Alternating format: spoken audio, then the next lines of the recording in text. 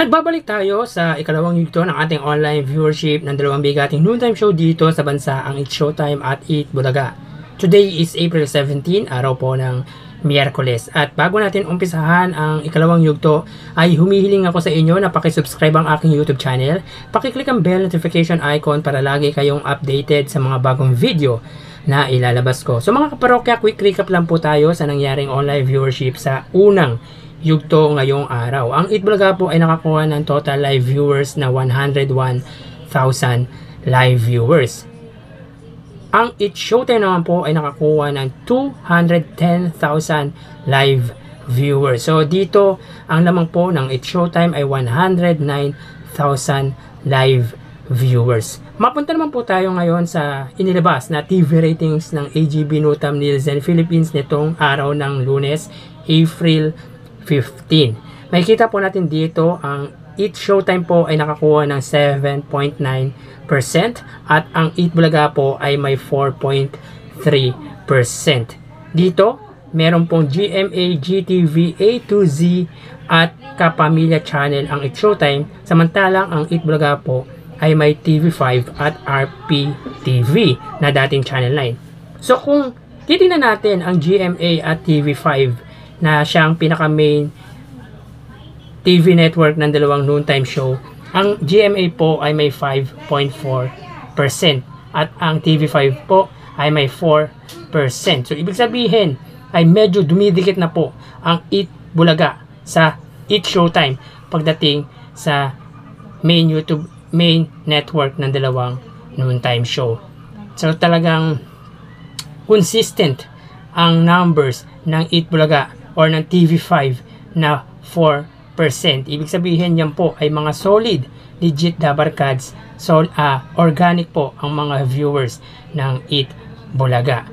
Mataas po ang TV ratings ng It's Showtime dahil din po talaga sa tulong ng GMA network. Sa ngayon po, meron na po silang 4-9 na record.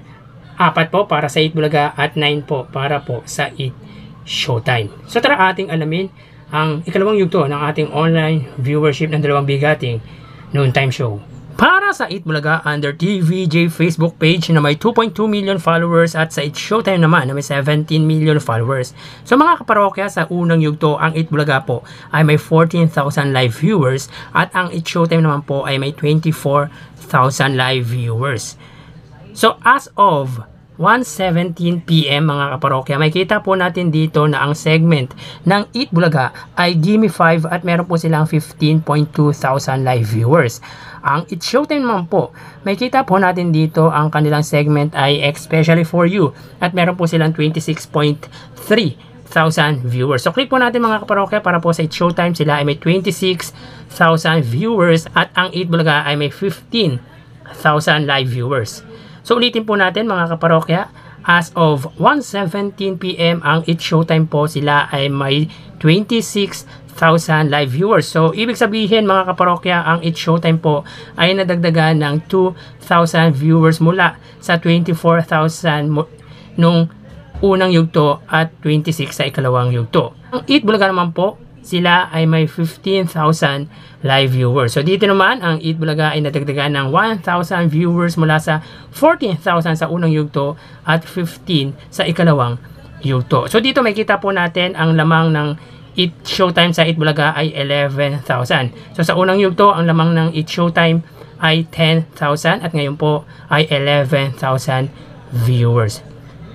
Again, ang followers po ng Eat Bulaga ay 2.2 million at ang Eat Showtime ay 17 million. So mapunta naman po tayo sa TV Network YouTube channel.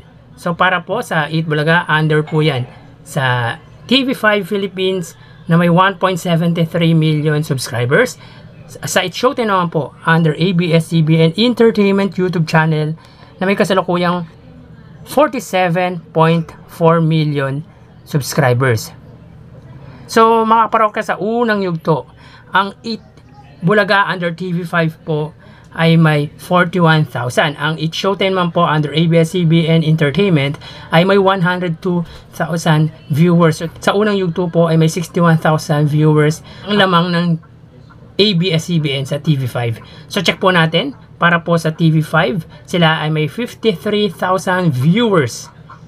Ang ABS-CBN naman po ay may 113,000 live viewers. So ulitin po natin, as of 1:19 PM, ang Eat Bulaga po, sila ay may 53,000 live viewers under TV5 Philippines po yan. So ibig sabihin po, ang TV5 po ay nadagdagan ng 12,000 viewers. Ang It's Showtime under ABS-CBN Entertainment ay may 113,000 viewers. So ibig sabihin dito, ang ABS-CBN po ay nadagdagan ng 11,000 live viewers. So dito naman po, ang lamang po ng It's Showtime sa Eat Bulaga ay 60,000 live viewers. So mapunta naman po tayo sa main YouTube channel ng Dalawang Bigating Noontime Show para po sa Eat Bulaga. Under Eat Bulaga TVJ na may 952,000 subscribers. Ang It's Showtime naman na may 2.14 million subscribers. So sa unang yugto mga kaparokya, ang Eat Bulaga po ay may live viewers na 46,000. Ang It's Showtime naman po, sila ay may 84,000 viewers. So check po natin mga kaparokya, para po sa Eat Bulaga, sila ay may 62,000 viewers. Ang It's Showtime naman po ay may 108,000 live viewers. So ulitin po natin, as of 1:21 PM, ang Eat Bulaga, sila po ay may 62,000 viewers. So ibig sabihin po ang Eat Bulaga po ay nadagdagan ng 16,000 viewers. Ang It's Showtime naman po, sila ay may 108,000 live viewers. So dito naman po, ang It's Showtime ay nadagdagan ng 24,000 live viewers. So may kita po natin sa ikalawang yugto ay dinomina ng It's Showtime ang live viewership online. So bali, ang total na nakuha ng Eat Bulaga ay 130,000 live viewers.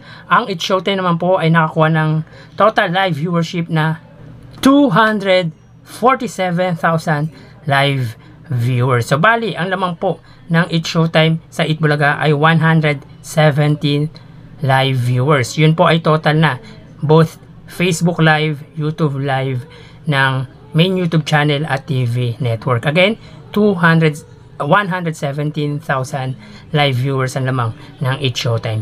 So mamaya po, magbabalik po tayo sa huling yugto ng ating online viewership ng Dalawang Bigating Noontime Show dito sa bansa. Magpapaalam na po muna ako pansamantala. Thank you and God bless.